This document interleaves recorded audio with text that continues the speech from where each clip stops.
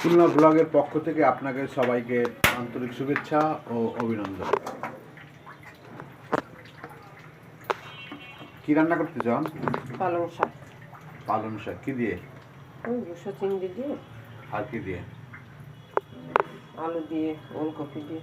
আলু দিয়ে, শালগম দিয়ে পালং শাক, সাথে আছে একটা অল্প কটা দুশো চিংড়ি। আপনার ভুসো চিংড়ি।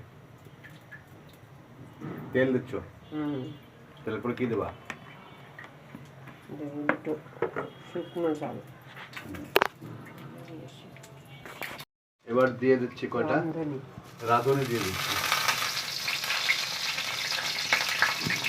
এরপরে এবার কটা ভুসো চিংড়ি। এই চিংড়িটা হচ্ছে, এর নাম হচ্ছে ভুসো চিংড়ি, একেবারে ছোট ছোট চিংড়ি।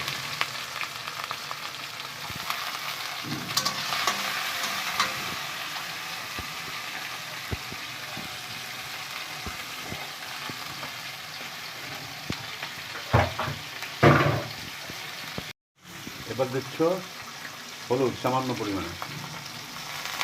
হ্যাঁ, সামান্য পরিমাণে হলুদ দিয়ে দেওয়া আছে।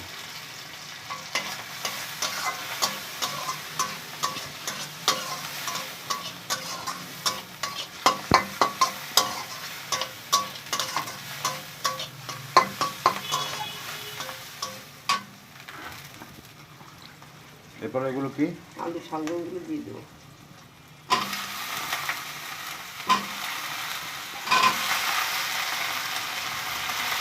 আলু আর শালগম।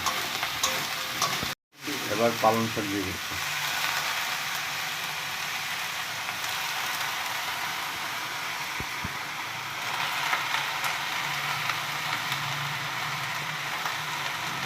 আপনারা এই রান্নাগুলো এইভাবে খাবেন, দেখবেন যে কতটা সুস্বাদু লাগে। অবশ্যই এর ভিতরে যদি আপনি পেঁয়াজ রসুন দেন, তাহলে এই স্বাদটাই কিন্তু আপনি হারায় ফেলাবেন। পেঁয়াজ রসুন ছাড়া এইভাবে রান্না করে একদম খেয়ে দেখবেন যে কত সুন্দর লাগে। খুব ভালো লাগবে আশা করি আপনাদেরকে। যত পারেন মশলা এড়ায় যাবেন।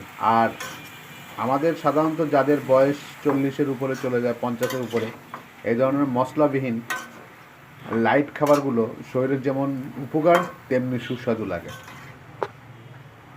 দিয়ে দিচ্ছি আপনাদের সামান্য একটু হলুদ আর পরিমাণ মতো লবণ।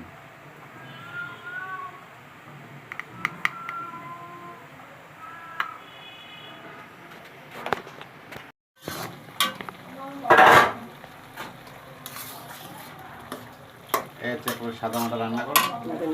এবার কি দিচ্ছ? ধনে পাতা। ধনে পাতা।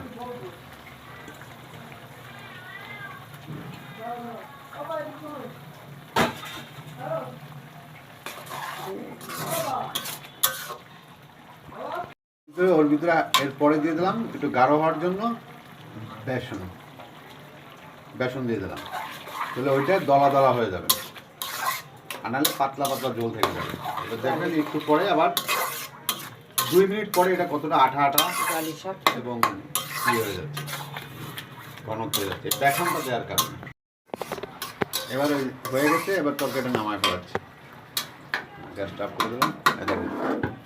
কত সুন্দর ঘন হয়ে গেছে, বেসনটা দেওয়ার কারণে পাতলা ঝোলটা থাকলো। তরকারিটা কত সুস্বাদু এবং কত ঘন।